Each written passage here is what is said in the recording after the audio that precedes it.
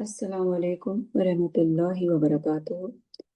پچھلے ویڈیو میں ہم نے جانا کہ کس طرح اللہ تعالیٰ اپنا پیغام پیغمبروں تک بھیجتے رہے ہیں، اور محمد صلی اللہ علیہ وسلم تک بھی کس طرح وحی کے ذریعے قرآن کا نزول ہوا۔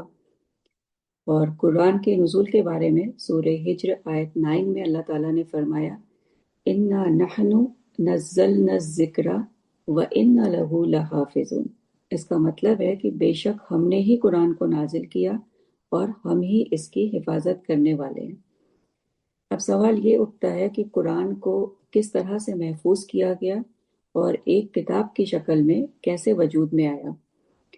تو یہ تو آپ جانتے ہی ہیں کہ قرآن وحی کے ذریعے 23 سالوں میں نبی صلی اللہ علیہ وسلم پر نازل ہوا۔ تو نبی صلی اللہ علیہ وسلم جب وحی سنتے تھے تو صحابہ یعنی اپنے کمپینینز کو فوراً وہ یاد کرواتے، اور کچھ کمپینینز کو آپ وحی لکھواتے بھی تھے، اور ساتھ ہی خود ترتیب بتاتے تھے کہ کون سی آیت کس صورت میں رکھی جائے۔ تو آپ نے وحی لکھوانے کے لیے کچھ صحابہ کو اس کی ذمہ داری دے رکھی تھی۔ جیسے ہی آپ پر قرآن نازل ہوتا تو آپ صلی اللہ علیہ وسلم صحابہ کو لکھواتے، اور لکھوانے کے بعد آپ ان سے کہتے کہ مجھے دوبارہ پڑھ کر سناؤ، تاکہ لکھنے والے سے کوئی اگر غلطی ہو جائے تو اس کو ٹھیک کیا جا سکے۔ تو ہم دیکھ سکتے ہیں کہ کتنا احتیاط کے ساتھ یہ کام کیا گیا۔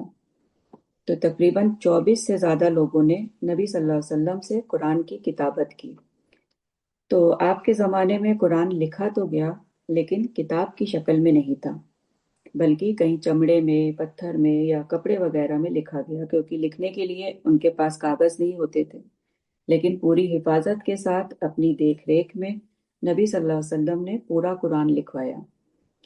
تو یہ کتاب 3 اسٹیجز سے گزرتی ہوئی ہم تک پہنچی ہے۔ پہلی اسٹیج میں نبی صلی اللہ علیہ وسلم کے زمانے میں اس کا لکھا جانا اور جمع ہونا ہے، اور دوسری اسٹیج میں نبی صلی اللہ علیہ وسلم کی وفات کے بعد ابو بکر رضی اللہ عنہ کے زمانے میں، جب وہ خلیفہ تھے تو 12 ہجری میں مسیلمہ کذاب نے جھوٹی نبوت کا دعویٰ کیا تھا، تو اس کے اور اس کے ماننے والوں کے خلاف ابو بکر رضی اللہ عنہ نے جنگ کا اعلان کیا تھا، جسے جنگ یمامہ کہتے ہیں۔ تو اس جنگ میں قریب 70 یا اس سے زیادہ حافظ قرآن شہید ہو گئے تھے۔ تو حضرت عمر نے سوچا کہ اگر ایسے ہی حافظ قرآن صحابہ شہید ہوتے رہے تو ایسا نہ ہو کہ قرآن کا کوئی حصہ ضائع ہو جائے۔ قرآن لکھا تو ہوا تھا، لیکن حافظ صحابہ اس پر گواہ بھی تھے، اور آیتوں اور صورتوں کی ترتیب بھی انہیں یاد تھی۔ تو ان کے اس دنیا سے جانے سے قرآن کی حفاظت میں حضرت عمر کو خطرہ محسوس ہوا، اور انہوں نے سوچا کہ اس سے پہلے ہی قرآن کو ایک کتاب کی شکل دے دی جائے۔ تو اس کے لیے وہ حضرت ابو بکر کے پاس گئے اور ان سے اس بارے میں بات کی۔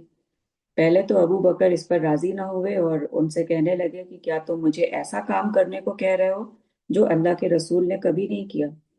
تو حضرت عمر نے کہا، اللہ کی قسم یہ خیر اور بھلائی ہے، اور بار بار وہ اس بارے میں بات کرتے رہے، یہاں تک کہ اللہ نے ابو بکر کا شرح صدر کر دیا، یعنی وہ اس بات پر پھر راضی ہو گئے۔ تو ابو بکر رضی اللہ عنہ نے پھر یہ کام زید بن ثابت کو سونپا، جو نبی صلی اللہ علیہ وسلم کی وحی کے لکھنے والے بھی تھے۔ تو حضرت زید کہتے ہیں کہ اللہ کی قسم اگر وہ مجھے ایک جگہ سے دوسری جگہ کوئی پہاڑ منتقل کرنے کو کہتے تو وہ مجھ پر اتنا بھاری نہ ہوتا جتنا کہ قرآن کریم جمع کرنے کا کام بھاری اور مشکل تھا۔ میں نے کہا کہ تم وہ کام کیسے کرو گے جو کام نبی صلی اللہ علیہ وسلم نے نہیں کیا؟ تو ابو بکر رضی اللہ عنہ نے کہا، اللہ کی قسم یہ خیر اور بھلائی ہے۔ وہ بار بار کہتے رہے، یہاں تک کہ اللہ نے میرا شرح صدر کر دیا، جس طرح ابو بکر اور عمر کا شرح صدر ہوا تھا۔ تو میں نے قرآن کو تحریری نسخوں اور حافظوں کے ذریعے جمع کرنا شروع کیا۔ ہر آیت کی گواہی 2 صحابہ سے لی جاتی تھی، یعنی جو لکھا ہوا تھا اس پر 2 حافظ قرآن صحابہ گواہی دیتے تھے کہ ہاں یہ آیت ایسے ہی ہے۔ تو اس طرح ری چیک کرتے ہوئے اسے لکھا گیا اور قرآن نے ایک کتاب کی شکل لی، اور یہ کتاب ابو بکر کی وفات تک ان کے پاس رہی، پھر ان کے بعد حضرت عمر کے پاس، اور پھر ان کی وفات کے بعد ان کی بیٹی حضرت حفصہ کے پاس رہی، جو نبی صلی اللہ علیہ وسلم کی بیوی بھی تھی۔ پھر تیسری اسٹیج قرآن کے جمع ہونے کی حضرت عثمان کے دور کی ہے، کیونکہ ابو بکر رضی اللہ عنہ کے دور میں قرآن کو جو کتاب کی شکل دی گئی تھی تو اس کو پڑھنے کا طریقہ ڈیفرنٹ ڈائلیکٹس پر بیسڈ تھا۔ عرب میں کیونکہ الگ الگ قبیلوں کے الگ الگ لہجے ہوتے تھے، تو اللہ نے آسانی کے لیے اجازت دی تھی کہ قرآن کو 7 الگ الگ لہجوں میں پڑھا جا سکتا ہے، تاکہ ہر قبیلہ آسانی سے اسے پڑھ سکے۔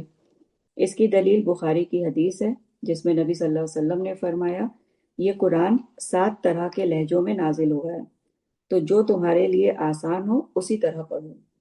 لیکن جب اسلام مختلف علاقوں میں پھیلا تو صحابہ کرام نبی صلی اللہ علیہ وسلم کے سکھائے ہوئے طریقوں پر اپنے اپنے لہجے میں قرآن پڑھنا سکھاتے، اور جب دو مختلف لہجوں میں قرأت سیکھے ہوئے لوگ ملتے تو وہ ایک دوسرے کو غلط ٹھہرانے لگتے اور دونوں میں اختلاف ہو جاتا۔ تو پھر یہ ڈر ہوا کہ کہیں ایسا نہ ہو کہ لوگوں میں فتنہ پیدا ہو جائے، تو حضرت حذیفہ رضی اللہ عنہ نے حضرت عثمان کو مشورہ دیا کہ قرآن کو صرف ایک لہجے پر جمع کر دیا جائے۔ تو حضرت عثمان نے حفصہ رضی اللہ عنہا کے یہاں سے قرآن منگوایا اور زید بن ثابت کے ساتھ 4 صحابہ کی کمیٹی بنوائی۔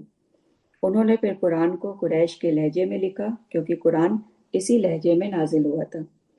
تو جب قرآن کی کاپیز تیار ہو گئی تو حضرت عثمان نے قرآن حفصہ رضی اللہ عنہا کو واپس کر دیا جو ان کے یہاں سے منگوائی گئی تھی، اور اس سے جو قریش کے لہجے میں قرآن کی کاپیز تیار کی گئی تھی تو وہ عرب کے مختلف علاقوں میں پھر بھیجی گئی۔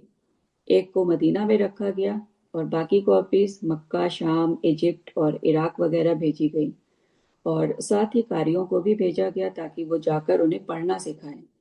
اور جتنے بھی غیر سرکاری قرآن کے نسخے تھے ان سب کو جمع کیا گیا، اور حضرت عثمان نے پھر حکم جاری کیا کہ سب کو جلا دیا جائے۔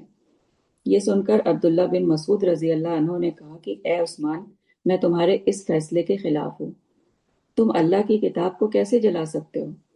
لیکن جب بعد میں انہوں نے اور دوسروں نے سمجھایا تو تمام صحابہ کی قبولیت کے ساتھ ان سارے قرآن کو جلا دیا گیا جو ان ایک لہجے میں تیار کی گئی کاپیز سے ہٹ کر تھے، کیونکہ اگر ایسا نہ کیا جاتا تو قرآن کی قرأت کو لے کر اختلافات جو ہے وہ بڑھتے ہی جاتے اور لوگ فتنے میں مبتلا ہو جاتے۔ تو قرآن کے جمع کرنے کی یہ تیسری اسٹیج تھی، جس میں حضرت عثمان نے اپنی خلافت میں قرآن کی ایک ہی لہجے میں کاپیز تیار کرائی اور باقی کو جلوا دیا تاکہ اختلافات سے بچا جا سکے۔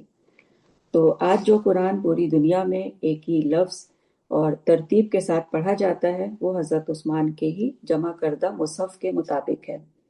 تو قرآن نہ صرف لکھائی میں بلکہ زبانی حفظ کے ذریعے بھی ہر دور میں محفوظ رہا، اور حضرت عثمان کی بنوائی ہوئی مصحف میں سے ایک مصحف آج بھی ٹرکی کے میوزیم میں ہے۔ اسی طرح ابو بکر کی مصحف کا ایک نسخہ باقی تھا، تو حضرت عثمان رضی اللہ عنہ نے حفصہ رضی اللہ عنہا سے کہا تھا کہ اسے مجھے دے دو، اب یہی ایک چیز باقی ہے جس سے اختلاف ہو سکتا ہے۔ تو انہوں نے کہا یہ تو میرے والد حضرت عمر کی امانت ہے، یہ میں کبھی نہیں دے سکتی۔ پھر جب 41 ہجری میں حضرت حفصہ کی وفات ہوئی تو مروان بن حکم جو مدینہ کا گورنر تھا، تو جیسے ہی اسے خبر ملی تو فوراً سپاہیوں کو ان کے گھر میں بھیجا اور کہا کہ سب سے پہلے وہ مصحف نکال کر لاؤ، کیونکہ ایک راستہ ابھی باقی ہے جس سے امت میں اختلاف پھیل سکتا ہے۔ تو مصحف لائی گئی اور اس نے لوگوں سے کہا کہ میں اسے نہ جلاتا اگر مجھے اس سے لوگوں میں اختلاف ہونے کا ڈر نہیں ہوتا۔ حضرت عثمان نے تو ایک لہجے کی قرآن پر لوگوں کو جمع کر دیا، لیکن کہیں اس کی وجہ سے لوگوں میں اختلاف نہ ہو جائے، تو اس طرح پھر وہ مصحف بھی جلا دی گئی۔ تو ہم نے دیکھا کہ قرآن کس طرح نبی صلی اللہ علیہ وسلم کے زمانے میں ہی آپ کی نگرانی میں لکھا گیا، حفظ کیا گیا اور محفوظ رہا۔ پھر نبی صلی اللہ علیہ وسلم کی وفات کے بعد حضرت ابو بکر کے زمانے میں جب اسے کتاب کی شکل دی گئی تو بھی محفوظ تھا، اور پھر ان کے بعد حضرت عثمان کے زمانے میں جب ایک لہجے پر اس کو جمع کیا گیا تب بھی محفوظ تھا اور آج تک محفوظ ہے۔ تو قرآن کے نزول سے لے کر کبھی ایسا وقت نہیں آیا کہ اس کا اوریجنل ٹیکسٹ گم ہو گیا ہو اور لوگوں نے پھر اسے اپنے حافظے سے لکھا ہو، بلکہ جب بھی اسے کتاب کی شکل دی گئی تو اوریجنل ٹیکسٹ سے ہی کاپی کیا گیا، چاہے وہ ابو بکر کے زمانے میں ہو یا حضرت عثمان کے زمانے میں۔ تو یہ ایک ایسی محفوظ کتاب ہے جس کی حفاظت کا ذمہ اللہ نے خود لیا ہے۔ السلام علیکم ورحمۃ اللہ وبرکاتہ۔